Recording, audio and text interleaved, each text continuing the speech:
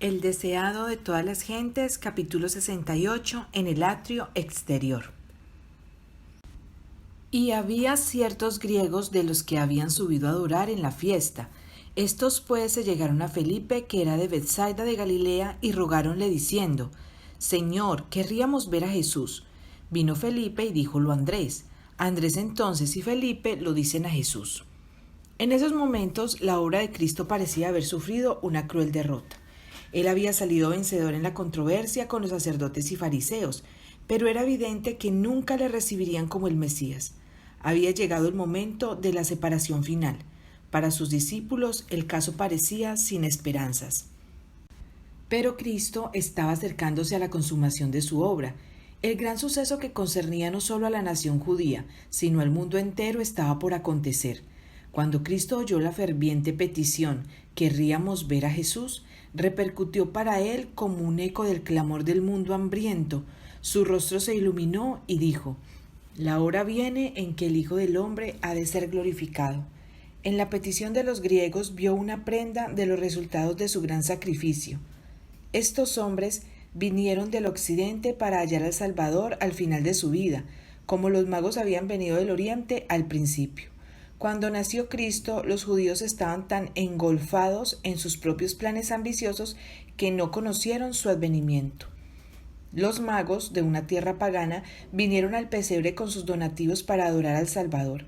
Así también estos griegos, representando a las naciones, a las tribus y a los pueblos del mundo, vinieron a ver a Jesús. Así también la gente de todas las tierras y de todas las edades iba a ser atraída por la cruz del Salvador. Y así vendrán muchos del oriente y del occidente y se sentarán con Abraham e Isaac y Jacob en el reino de los cielos.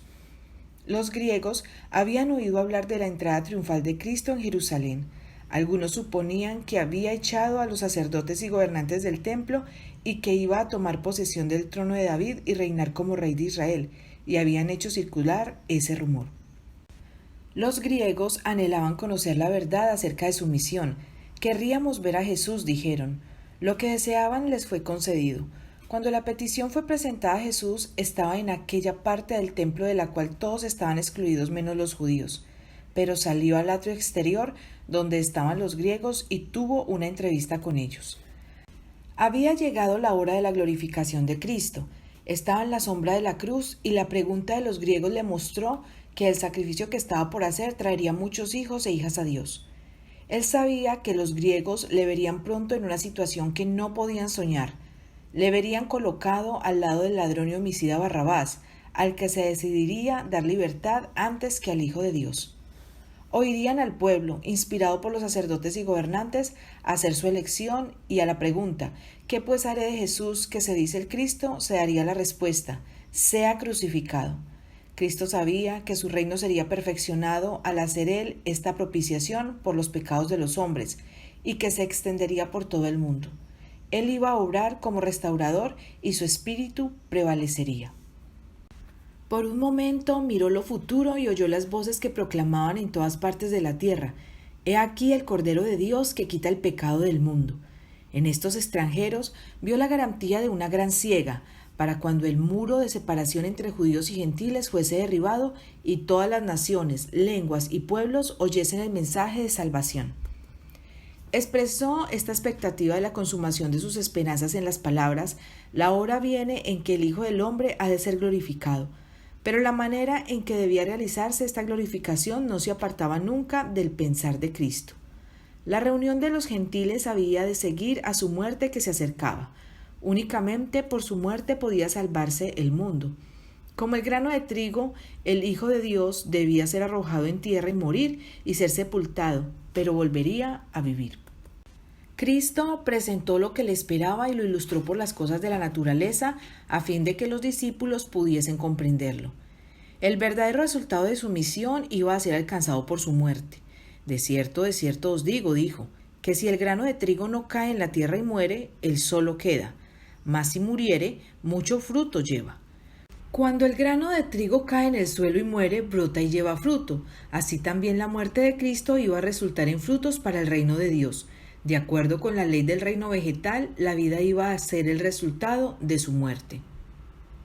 Los que cultivan el suelo tienen siempre presente esta ilustración. Año tras año el hombre conserva su provisión de grano y arroja aparentemente la mejor parte. Durante un tiempo debe quedar oculta en el surco para que la cuide el Señor. Primero aparece la hoja, luego la espiga y finalmente el grano en la espiga. Pero este desarrollo no puede realizarse a menos que el grano esté sepultado, oculto y, según toda apariencia, perdido. La semilla enterrada en el suelo produce fruto y a su vez éste es puesto en tierra. Así la cosecha se multiplica. Igualmente, la muerte de Cristo en la cruz del Calvario producirá fruto para la vida eterna. La contemplación de este sacrificio será la gloria de aquellos que, como fruto de él, vivirán por los siglos eternos. El grano de trigo que conserva su propia vida no puede producir fruto, permanece solo. Cristo podía, si quería, salvarse de la muerte, pero si lo hubiese hecho habría tenido que permanecer solo.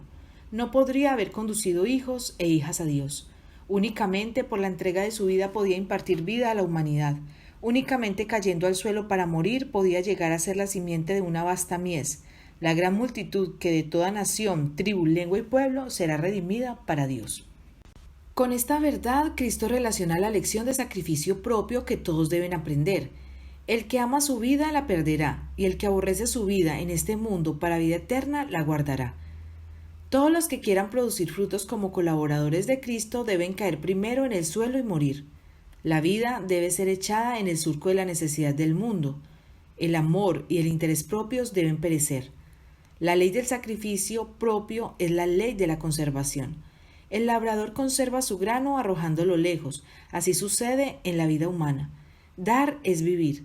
La vida que será preservada es la que se haya dado libremente en servicio a Dios y al hombre. Los que por amor a Cristo sacrifican su vida en este mundo la conservarán para la eternidad. La vida dedicada al yo es como el grano que se come. Desaparece, pero no hay aumento. Un hombre puede juntar para sí todo lo posible, puede vivir, pensar y hacer planes para sí, pero su vida pasa y no le queda nada. La ley del servicio propio es la ley de la destrucción propia. Si alguno me sirve, dijo Jesús, sígame, y donde yo estuviere, allí también estará mi servidor. Si alguno me sirviere, mi Padre le honrará. Todos los que han llevado con Jesús la cruz del sacrificio compartirán con él su gloria. El gozo de Cristo en su humillación y dolor consistía en saber que sus discípulos serían glorificados con él. Son el fruto de su sacrificio propio, el desarrollo de su propio carácter y espíritu en ellos es su recompensa y será su gozo por toda la eternidad. Este gozo lo comparte en ellos con él a medida que el fruto de su trabajo y sacrificio se ve en otros corazones y vidas. Son colaboradores con Cristo y el Padre los honrará como honra a su Hijo. El mensaje dirigido a los griegos al predecir la reunión de los gentiles hizo recordar a Jesús toda su misión. La obra de la redención pasó delante de él, abarcando desde el tiempo en que el plan fue trazado en el cielo hasta su muerte, ahora tan cercana. Una nube misteriosa pareció rodear al Hijo de Dios. Su lobreguez fue sentida por los que estaban cerca de él. Quedó él arrobado en sus pensamientos. Por fin rompió el silencio su voz entristecida que decía: «Ahora está turbada mi alma. ¿Y qué diré? Padre, sálvame de esta hora». Cristo estaba bebiendo anticipadamente la copa de la amargura. Su humanidad rehuía la hora del desamparo, cuando según todas las apariencias sería abandonado por Dios mismo, cuando todos le verían azotado, herido de Dios y abatido. Rehuía la exposición en público, el ser tratado como el peor de los criminales y una muerte ignominiosa. Un presentimiento de su conflicto con las potestades de las tinieblas, el peso de la espantosa carga de la transgresión humana y de la ira del Padre a causa del pecado hicieron desmayar a Jesús, y la palidez de la muerte cubrió su rostro. Luego vino la sumisión divina a la voluntad de su Padre. Por esto dijo: «He venido en esta hora. Padre, glorifica tu nombre». Únicamente por la muerte de Cristo podía ser derribado el reino de Satanás. Únicamente así podía ser redimido el hombre y Dios glorificado. Jesús consintió en la agonía, aceptó el sacrificio. El Rey del Cielo consintió en sufrir como portador del pecado. «Padre, glorifica tu nombre», dijo. Mientras Cristo decía estas palabras, vino una respuesta de la nube que se cernía sobre su cabeza. «Lo he glorificado y lo glorificaré otra vez. Toda la vida de Cristo, desde el pesebre hasta el tiempo en que fueron dichas estas palabras, había glorificado a Dios, y en la prueba que se acercaba, sus sufrimientos divino-humanos iban a glorificar en verdad el nombre de su Padre. Al oírse la voz, una luz brotó de la nube y rodeó a Cristo, como si los brazos del poder infinito se cerniesen alrededor de él como una muralla de fuego. La gente contempló esta escena con terror y asombro. Nadie se atrevió a hablar. Con labios silenciosos y aliento suspenso, permanecieron todos con los ojos fijos en Jesús. Habiéndose dado el testimonio del Padre, la nube se alzó y se dispersó en el cielo. Por el momento, terminó la comunión visible entre el Padre y el Hijo. Y la gente que estaba presente y había oído decía que había sido trueno. Otros decían, ángel le ha hablado. Pero los griegos investigadores vieron la nube, oyeron la voz, comprendieron su significado y discernieron verdaderamente a Cristo.